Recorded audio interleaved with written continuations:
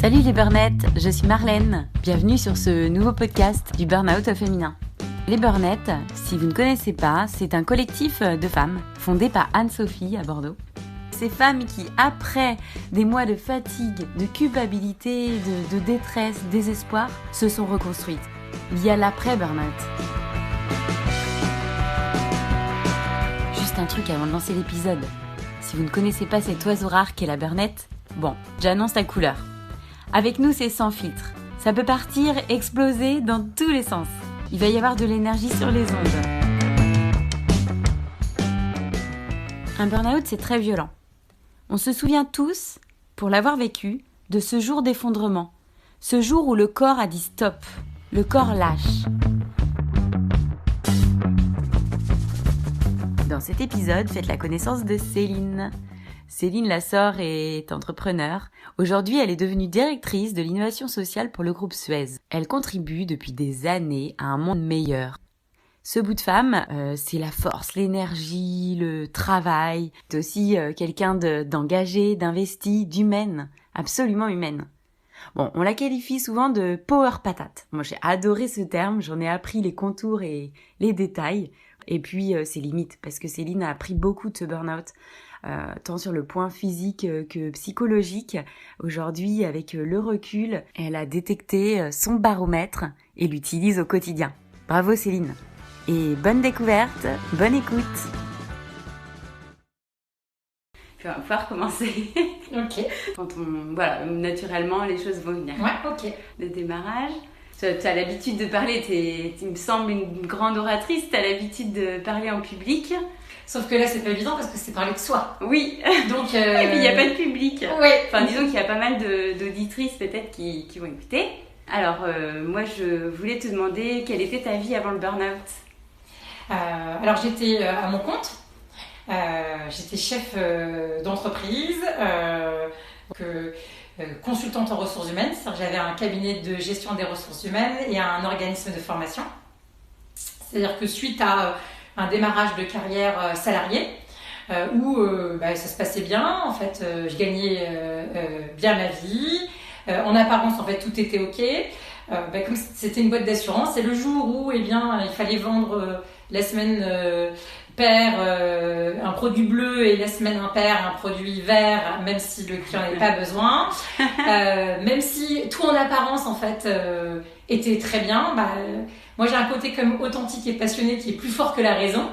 Donc j'ai abandonné en fait un poste qui était très sympa et surtout rémunérateur pour me dire non, je me mets à mon compte. Je m'étais toujours dit que je me mettrais à mon compte et puis finalement je l'ai fait. Donc avant le burn-out, j'étais dirigeante de mon entreprise et j'avais en fait 3 salariés.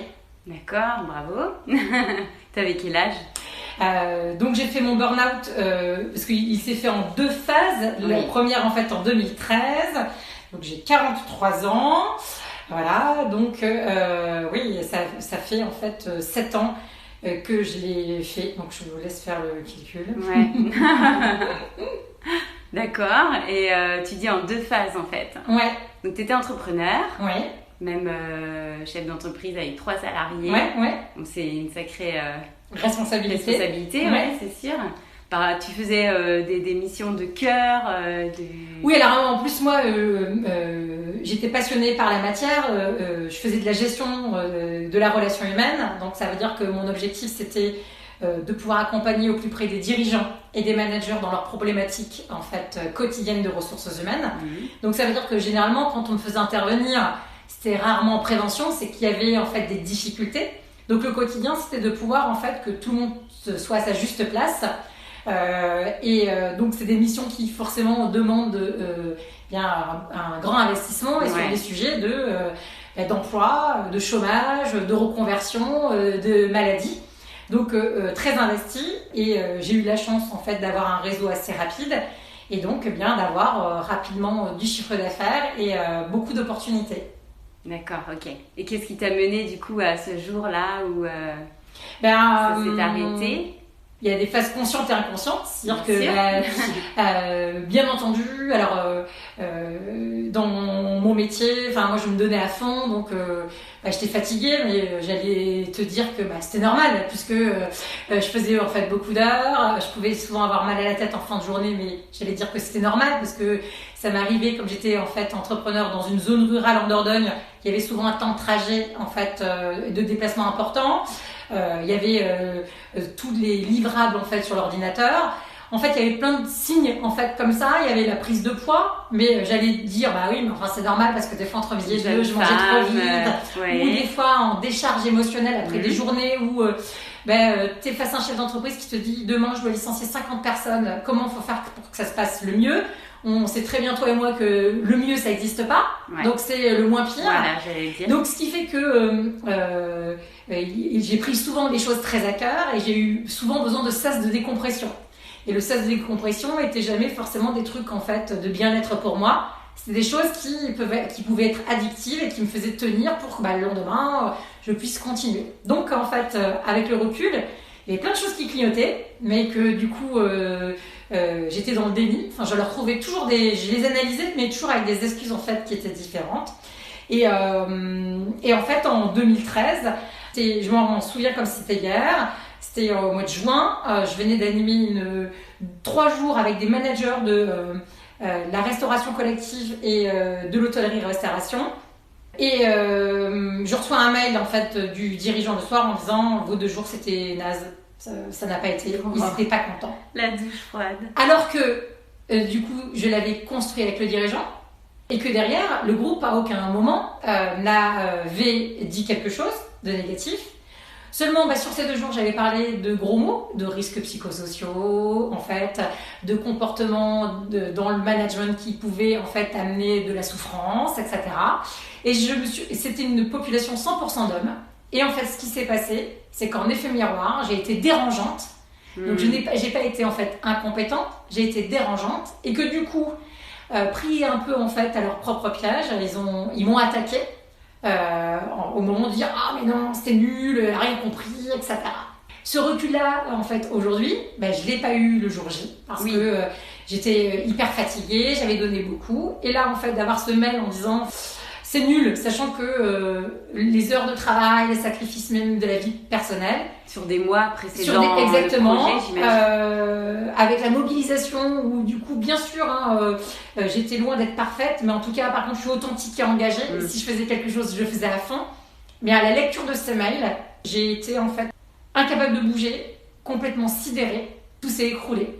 D'accord. Ce qui fait que j'avais des choses dans la semaine à honorer que je n'ai absolument pas pu honorer, en blocage total. C'est-à-dire qu'en fait mon cerveau il ne réfléchissait même plus. Il était en mode en fait survie pour pouvoir ouvrir les yeux.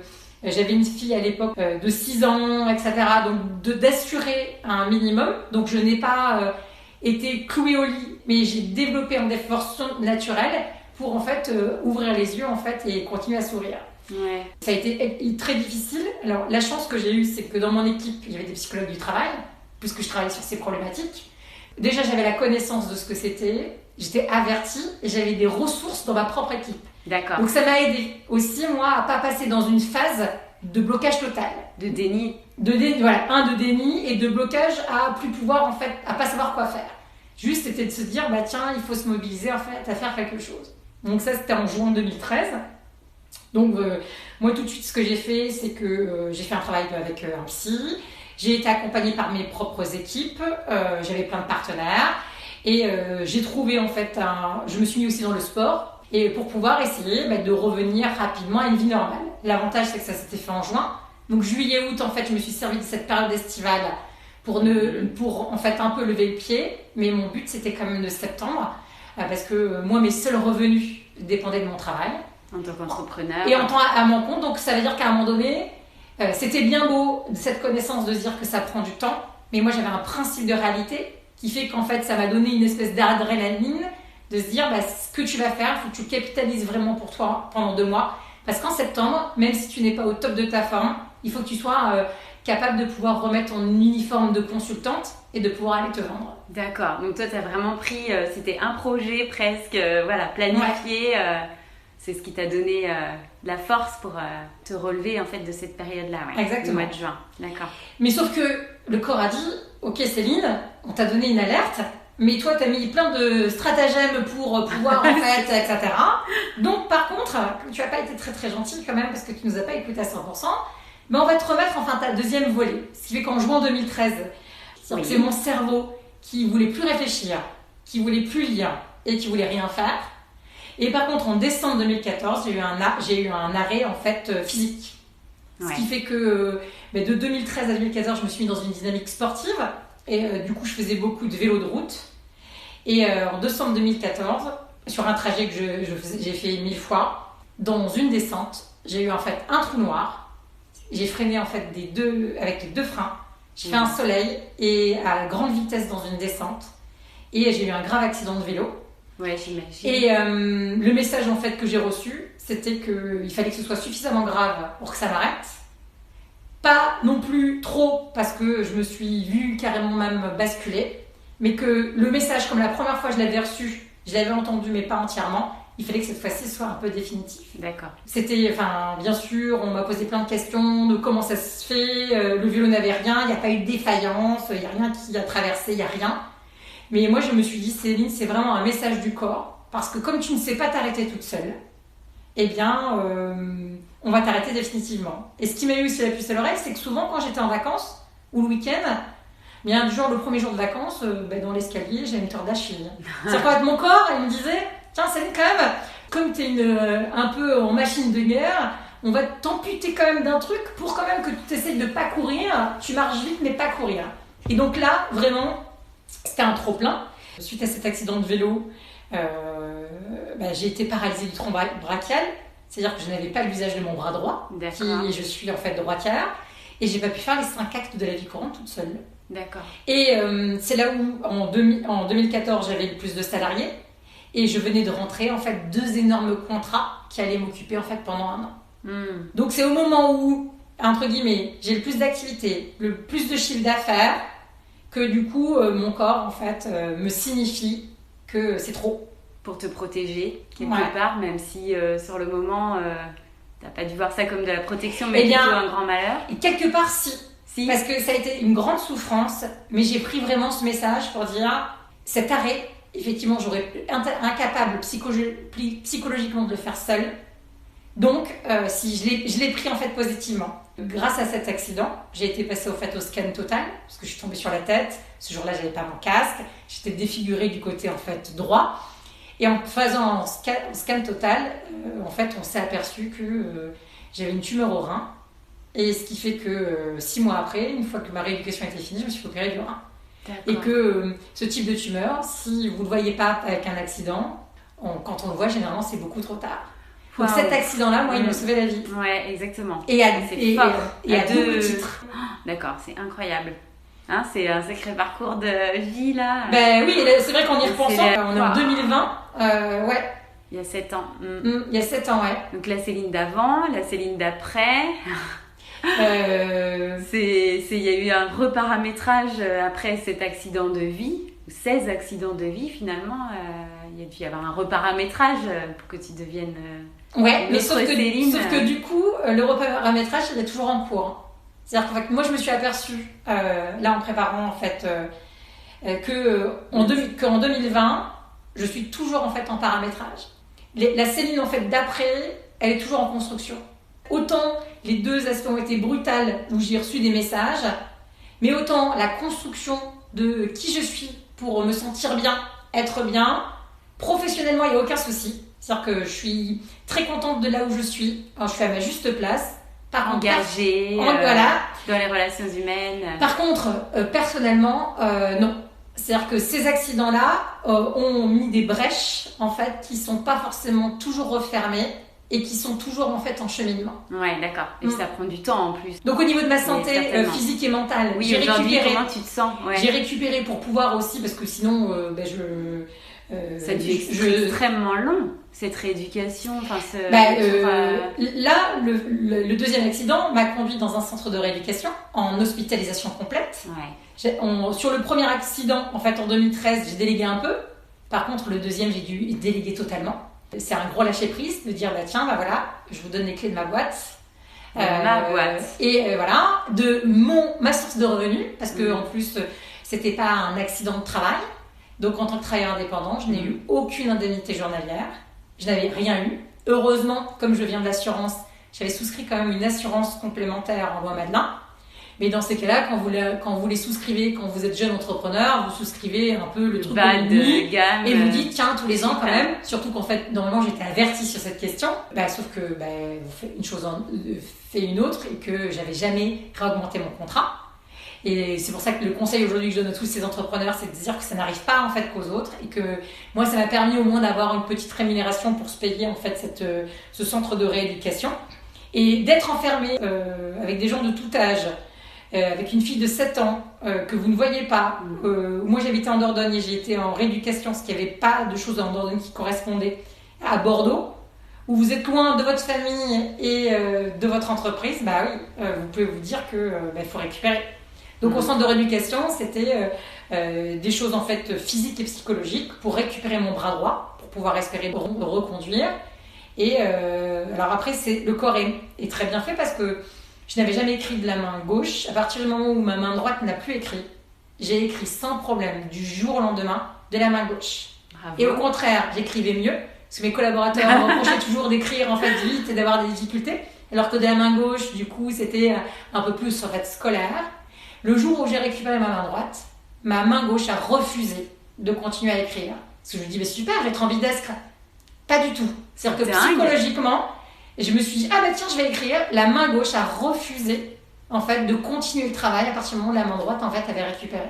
Ouais, comme un relais. Mais c'est dingue. Ouais.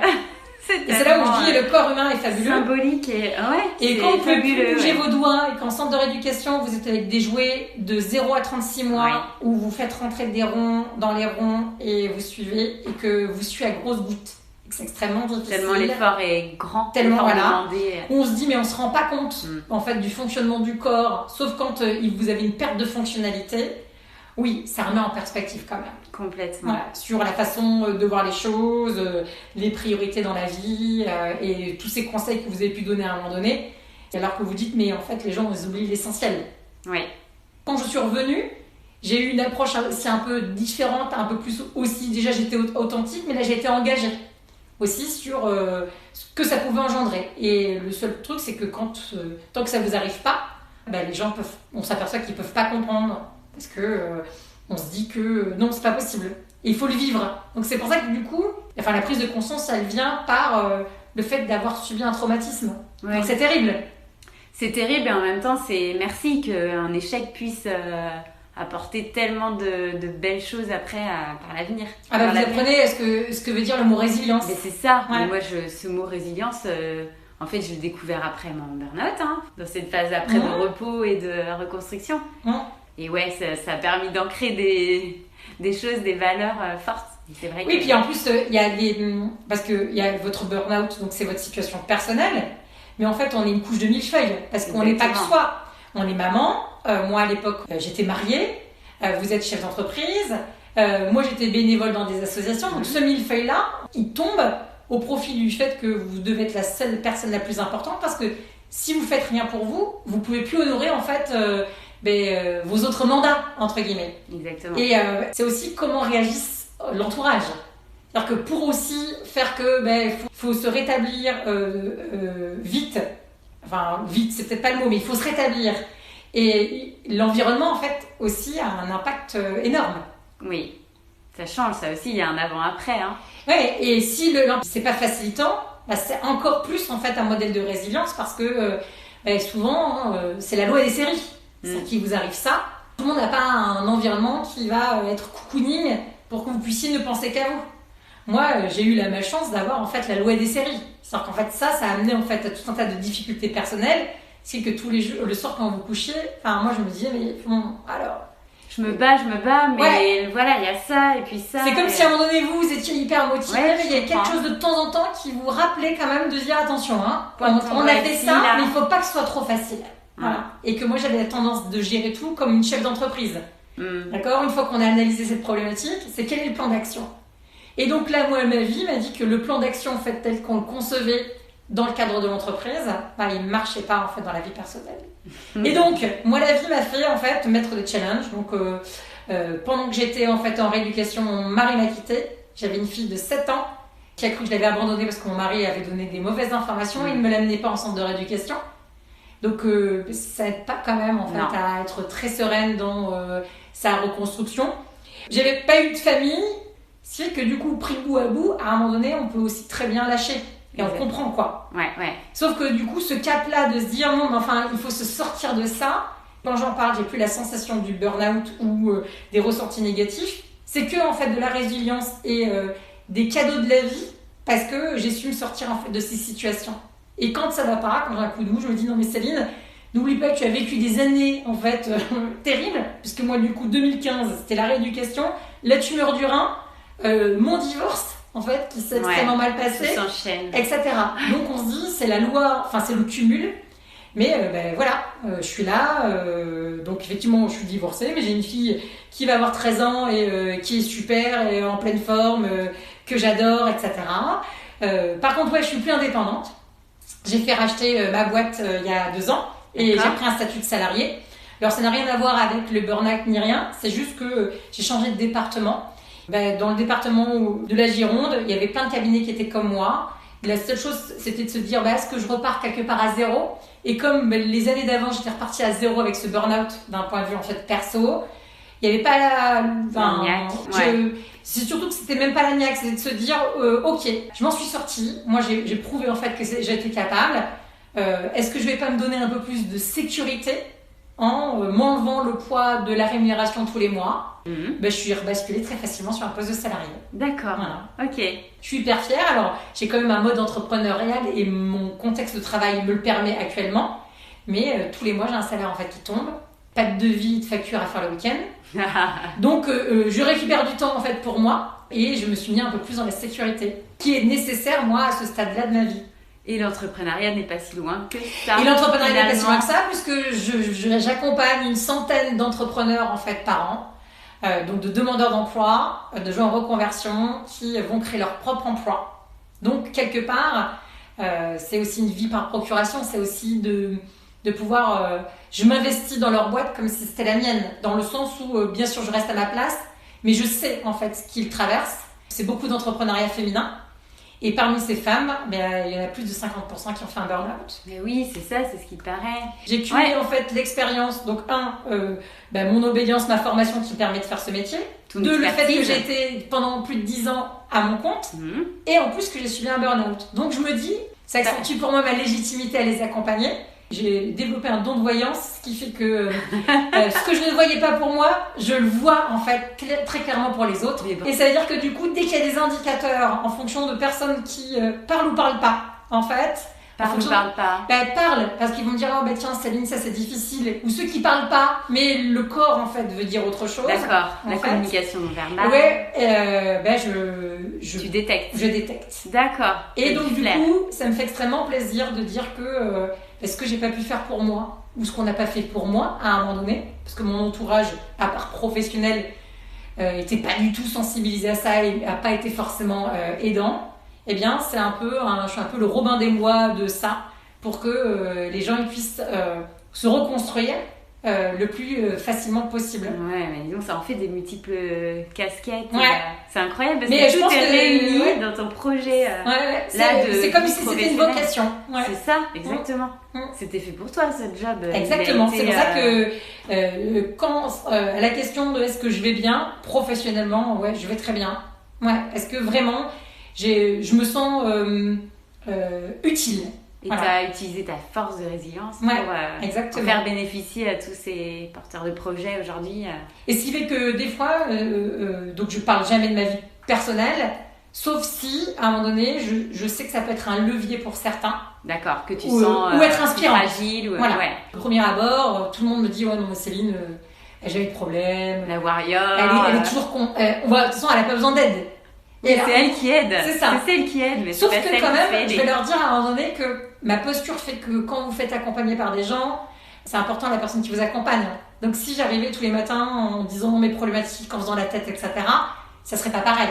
Donc j'ai un uniforme qui m'aide aussi à vivre, qui m'a permis en fait d'avancer, mais il n'empêche quand même que je peux avoir certaines fragilités. et que je montre si à un moment donné les gens puissent dire bah oui, mais vous ne pouvez pas comprendre nos problématiques. Les problématiques financières tu peux pas comprendre, des problématiques en fait personnelles, de difficultés tu peux pas comprendre. Donc c'est là où du coup je dis pour moi il y a deux choses. Il y a ce que tu veux donner comme image de toi et ce que derrière la vie en fait a fait et qui fait que les gens qui connaissent les deux en fait volets vont comprendre derrière ces multiples casquettes et cette façon, cet état d'esprit. Et puis c'est vrai que le fait d'être passé par cette case burn-out et puis toutes les difficultés que tu as pu rencontrer il y a de nombreuses années développe des dons de voyance comme tu disais ou des espèces de réflexes physiologiques et... de survie, tu vois. C'est-à-dire que moi le burn-out ça m'a donné quoi? Un kit de survie, j'aime beaucoup cette notion. Des outils, le kit de survie. Ce qui fait que là où je suis pas contente de moi, ou certains en fait demandent après oui alors du coup t'as changé des habitudes ou t'as certaines t'en as tiré en fait des conclusions ou tu t'es fait des promesses. Là où je suis pas contente c'est que je m'étais fait des promesses parce qu'avec mon bras droit qui marchait plus je m'étais dit Céline si tu arrives tu vas te mettre au piano et c'était donc ça à la fin de la rééducation donc c'était fin 2015 puisque ça a duré quand même très longtemps et on est en 2020 donc 5 ans après je me suis toujours pas mis au piano. Donc là, je suis à un côté quand même qui n'est pas content parce que c'était une promesse que je n'ai pas tenue. Et donc, c'est de cette boîte à outils, mais c'est de se dire que c'est jamais fini, quoi. Ouais. Voilà. C'est-à-dire que je vais, moi, dans mon cadre actuel, parce que ça n'a pas changé mon rythme de travail ou ma façon de m'engager. C'est juste qu'effectivement, mon corps, je sais à un moment donné, qu'est-ce qui va déclencher éventuellement des difficultés ou de l'épuisement professionnel. Donc ça, c'est OK. Des limites. Mais après, dire que j'ai trouvé une super formule magique pour avoir des petits instants de bonheur, d'être bien, etc. Non. On n'y est pas encore. On n'y est pas encore. Mais ça, c'est un parcours de vie aussi. Mais voilà. Mais c'est pas inatteignable, heureusement. Non. Et puis moi, c'est sortir de ce cadre du travail où on se dit, quand on vous appelle pour une problématique, la personne qui vous appelle, elle n'a pas envie non plus que ça dure en fait pendant longtemps. Donc c'est de mettre en place des actions qui soient rapides. Et là de se dire, ok, là c'est pareil. Il faut vraiment prendre du recul en disant, mais le corps humain, la psyché, les histoires de vie, son expérience aussi, son enfance, etc. fait que ça peut pas s'adapter comme ça. Oui, c'est ça. Donc c'est moi des outils qui marchent bien pour les autres, c'est de dire que c'est pas parce qu'ils marchent pour les autres qu'ils marchent forcément aussi pour toi. Donc ça demande sans arrêt de pouvoir en fait faire de l'introspection pour savoir où tu en es aussi avec ces outils. Et si on peut revenir à ton projet professionnel actuellement, là ton poste, je sais pas si on peut le nommer. Tu es responsable du laboratoire d'innovation sociale du groupe Suez. D'accord. Et du pôle entrepreneuriat pour la France. Et du coup, ça s'appelle la Maison pour rebondir. Oui, alors c'est un programme Maison pour rebondir. D'accord. Mais c'est la direction de l'innovation sociale du groupe Suez. D'accord, ok. On est intégré directement à la direction des ressources humaines du groupe Suez.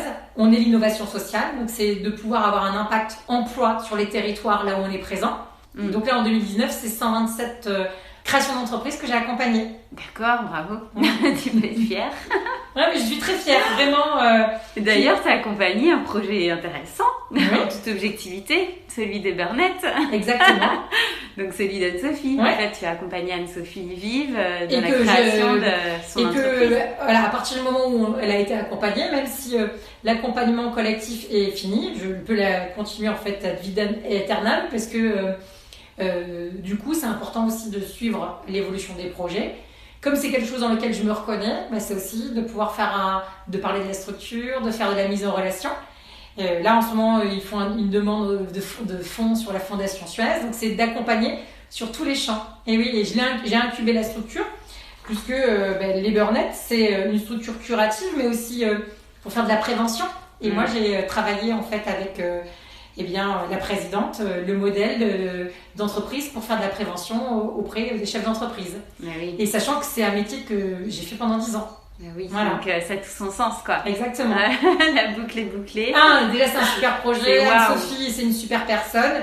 2, en fait, mon cabinet en fait m'a nourri sur ça pendant 10 ans et en plus j'ai fait un voilà.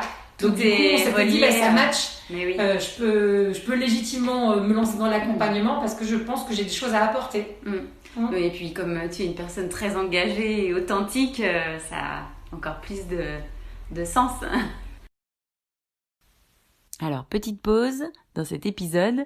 Juste après, c'est le moment Power Patate. Donc, en fait, Céline a animé un atelier récemment dans le cadre des We Days, le mois de l'entrepreneuriat au féminin à Bordeaux. Allez, on vous dit tout juste après. je me plaignais jamais. Et généralement, quand je commence à dire aïe, c'est que ça fait déjà très longtemps que j'ai mal, en fait. Je rigole, mais c'est que ça me fait tellement penser à ma situation. Ouais, et donc, du coup, à un moment donné, quand vous dites aïe, les gens, quand ils entendent le premier, ils se disent non, peut-être ça que... va, on a... Alors que non, moi, marche. le aïe, il est trop tard. Voilà, on est déjà passé, en fait, sur l'autre phase. Ouais. Oui. Donc, c'est ça, ouais, non... Ça m'a surpris plus d'un, certainement. Et de pouvoir dire aussi que c'est très difficile, je trouve, dans la vie sociale, de trouver le juste milieu aussi entre l'apparence que tu donnes, qui est aussi en rapport avec ton métier. Moi, je prends toujours le parallèle. Si tu es un coach et que tu vas payer un coach et que tu arrives chez les personnes et tu as l'air hyper déprimé, t'es pas apprêté, t'es pas dynamique, qu'est-ce qui te donne envie ? Oui, c'est sûr. Donc, ça veut dire qu'à un moment donné, c'est aussi, on a toujours des uniformes en fonction de ce que l'on fait. Et moi, je suis tellement bien dans des uniformes qui font que souvent ça me trahit. On va être dans les We Days et j'anime, en fait, on m'a mis un atelier Power Patate. Parce que c'est... Power Patate. Les gens disent, non mais Céline, cet atelier-là, ce thème, il est top, on va y mettre Céline. Parce que Céline, c'est la Power Patate. Et donc du coup, ce uniforme, il vous va très bien, que même vous arrivez à vous en persuader. Mais attention, que tu sois bien connecté à tes ressentis, en fait, dans le corps. Ouais, voilà. Et moi, de temps en temps, j'ai quand même des piqûres de rappel. Et notamment, moi, j'ai pris, ces derniers temps, pas mal de poids, je pense, pour faire le poids. Voilà. Et que du coup, quand je me regarde, je me dis, Céline, celle que tu vois, il y a des choses qu'il faut continuer, en fait, à lâcher et peut-être s'autoriser à une petite faille des fois ou un partage émotionnel et pas cette power patate à 100% et cette machine de guerre pour dire qu'effectivement, du coup, il y a les deux, quoi. Il y a l'intellect, l'humain et que la vie sociale fait que... en plus, moi, j'ai évolué beaucoup avec des hommes. Je me suis aussi investie d'une mission de dire être égale ou être qui me reconnaissent comme un père. C'est un combat là, oui, en plus que tu voilà. mènes. C'était très vrai quand j'étais en Dordogne. En Dordogne, j'allais dans des clubs d'entreprise parce que c'était une source de prospection, mais c'était aussi un échange entre pairs. Par exemple, sur un des clubs, sur 45 abonnés, on était 2 femmes. Autant vous dire que du coup, en plus dans votre posture, ou en plus les hommes... Si vous êtes affichée consultante, déjà vous partez avec des énormes billets. C'est-à-dire que vous êtes en Dordogne, 40 ans, vous êtes une femme, vous entreprenez, etc. Vous rajoutez des sacs de plomb. Hein. Oui, on est d'accord. Et en plus, sur un métier de consultante en ressources humaines, on va parler de risques psychosociaux, de bien-être, de management, etc. Autant vous dire que ces personnes-là, pour faire moi, en fait, prendre ma place, j'ai dû démontrer, en fait, des capacités... très masculine pour justement trouver une place où on m'écoute et où on me fait travailler. Et donc, c'est une énergie très masculine, testostéronée, que souvent, en fait, je peux avoir en moi et que j'essaye de lâcher au profit de la femme, en fait, de 43 ans que je suis. Dire attention, dans cette power patate, il y a quand même de la douceur, il y a des fragilités, il y a tout un tas de choses pour redescendre. Donc ça, en fait, le burn-out, ça m'a appris ce baromètre. De pouvoir à un moment donné se dire oulala Céline, c'est trop, hop, redescends. En fait, j'ai fait un pacte avec mon corps quand j'ai été en rééducation et que vous êtes allongé sur une table et que les kinés sont en train en fait de triturer le bras, le mettre dans tous les sens pour récupérer en fait de la mobilité. Ok, je t'ai entendu et juste que si ce que j'ai pas encore entendu, s'il te plaît, le fais pas de façon violente. Voilà. Le pacte que j'ai fait, c'est d'avoir en fait des signaux. Mais que voilà, de ne pas atteindre ce niveau de violence et de souffrance pour pouvoir en fait changer. Ouais, c'est un beau message. Il est dans un comité de direction, il est responsable d'un service et en fait il fait que de parler de burn-out en ce moment. Depuis le déconfinement, tout le monde, les collègues et tout, le mot burn-out il est à la bouche de tout le monde en fait. Donc il y a des personnes en situation de burn-out, effectivement. Pourtant, c'est dans un cadre de management hyper bienveillant, bonne conscience de tout ça, mais une grosse surcharge de travail. Et je pense qu'avec ce qui s'est passé Covid, ça a dû accentuer les choses. Et je pense que tant que les gens ne réfléchissent pas, ils ne développent pas forcément des symptômes. Parce que je suis dans le truc où tous les matins, il faut que je me lève, que j'avance, etc. Un mode automatique. Mais au fait, est-ce que je suis heureuse dans mon travail ? Est-ce que je suis bien ? Est-ce que ce que je fais, c'est utile ? Au regard de tous les gens qui ont dû continuer à travailler pendant la période de confinement. Est-ce que je m'épanouis ? Enfin, ce check-up a fait que forcément, et moi je le vois, puisqu'on a la fresque du Covid, c'est-à-dire qu'en fait on a imagé notre état d'esprit avant le Covid, on a imagé notre état d'esprit pendant, et ce qu'on va en faire maintenant. Mais alors vous avez dessiné, vous avez pris... Ouais, alors donc non, on a googlisé des images en fait sur l'état d'esprit. C'est intéressant parce qu'il y en a qui du coup reviennent avec de se dire ok, moi j'adore ce que je fais parce que moi j'ai de la chance d'avoir en fait que des personnes qui sont passionnées, qui sont très heureux en fait d'être là où ils sont. J'ai envie de dire vu votre vocation, vos missions. Sauf que bien entendu, même si moi j'essaye d'être un manager le plus bienveillant possible, il y a quand même des choses de vos histoires, des comportements, des biais qu'il peut y avoir. Hein, on ne peut pas du tout être parfait. C'est là aussi qu'il faut toujours relativiser dans le management. Hein, mais c'est juste qu'à un moment donné, il faut juste pouvoir en fait faire un petit effet miroir pour se rendre compte ou non. De pas de côté. C'est de certains collaborateurs qui vont dire ok, moi par contre, ce qui est sûr, c'est qu'il faut que je parte à l'heure. Même si j'adore ce que je fais, il faut que je me force à partir à l'heure parce que il y a trop de temps en fait passé en dehors des heures de travail. Ou par exemple, nous on s'est fait la réflexion, ces derniers temps on mangeait dans la cuisine où il n'y a pas de fenêtre. Ce temps de repas, on va vraiment le prendre pour aller manger à l'extérieur, en faire un moment où on déconnecte, parce que tant qu'on est dans cette cuisine, dans les bureaux, on ne déconnecte pas. Même si on va parler en fait de tout et de rien, on est quand même connecté en fait au niveau de l'énergie à l'ambiance du travail. Et on peut ne pas s'autoriser, c'est comme la question est-ce que ça va que vous posez aux collaborateurs.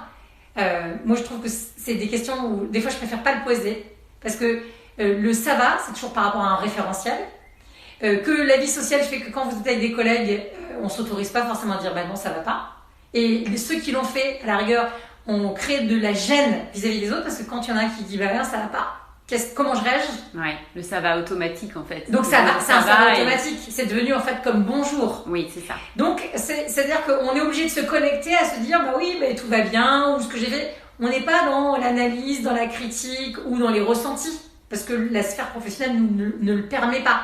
Alors qu'en étant à la terrasse d'un café, à l'extérieur, hier on est allé pique-niquer au jardin botanique, etc. Ça permet qu'on est connecté à une autre énergie où on va pouvoir dire, même si il y a son N+1, même si c'est ses collègues et qu'on ne veut pas s'étendre sur sa vie personnelle, des choses qui permettent aussi qui donnent aussi des clés de compréhension aux autres qui permettent vraiment aux collaborateurs de pouvoir en fait s'exprimer de façon beaucoup plus authentique. Ouais, complètement. Je suis tout à fait d'accord. On va réinventer là des manières de faire du travail. Et puis c'est surtout un la résilience encore. Nous on a l'innovation sociale donc là on nous demande de réinventer des méthodes de travail. Mais moi j'allais dire que avant de les inventer, il faut qu'on revienne en fait à des bases qu'on a perdues. C'est de pouvoir parler, qu'on écoute vraiment, qu'on soit sur l'écoute active, qu'on puisse prendre des vraies pauses déjeuner, qu'on a des horaires qu'il faut qu'on respecte et qu'on puisse dire à un moment donné ma charge de travail, est-ce que c'est entre le travail prescrit et le travail réel est-ce que le travail réel il est faisable avec les moyens en fait que j'ai à ma disposition, qu'ils soient pro et perso. Donc c'est de pouvoir déjà s'interroger s'il n'y a pas une déviance parce que souvent vous pouvez avoir une fiche de poste et quand vous êtes passionné, vous rajoutez plein de missions parce qu'il y a plein de trucs qui sont utiles. Donc votre manager il va vous dire c'est top, bien sûr c'est top, si tu fais ça en plus c'est génial, etc. Sauf qu'à un moment donné, l'activité elle est des fois multipliée par 2 entre ce qui est en fait prescrit et que le travail réel, on n'arrive pas en fait à le mesurer parce que c'est la personne qui elle-même veut s'investir de quelque chose et qui est son moteur mais qui se met en fait totalement en danger. Ouais. Ouais. C'est le cas de pas mal de femmes victimes de burn-out aussi. Exactement. Il ne s'agit pas que de harcèlement. Non, c'est qu'on ne se rend pas compte qu'à un moment donné, les difficultés que j'ai pu avoir à mes parents, mon travail ça a été en fait ma bouée de sauvetage. Donc moi, je peux des fois en fait arriver sur de la boulimie du travail parce que c'est la sphère stable en laquelle j'ai confiance et qui me fait du bien. Ouais. Seulement à un moment donné, ma conscience à aujourd'hui fait que ça ne doit pas être en fait le seul moteur. Voilà. Donc le bilan du burn-out, c'est ça aussi. C'est-à-dire que c'est pas le seul moteur. Donc il faut se trouver en fait d'autres moteurs. Donc soit ils sont autour de vous, il faut juste leur donner un peu plus d'importance. Soit s'il n'y a rien d'autre, il faut passer son temps à pouvoir chercher et à explorer qu'est-ce qui pourrait faire un peu la balance. Parce que les gens qui perdent leur travail et qui n'ont que le travail, on se retrouve dans un état en fait de souffrance atroce. Ouais. Comme là le confinement, l'annonce de confinement qui a pu être si perturbant pour certains travailleurs, moins pour d'autres. Voilà, complètement. C'est le retour à l'équilibre en fait, vie pro, vie perso. Exactement. Bon, merci Céline pour toutes ces confidences. Je suis ravie. Merci.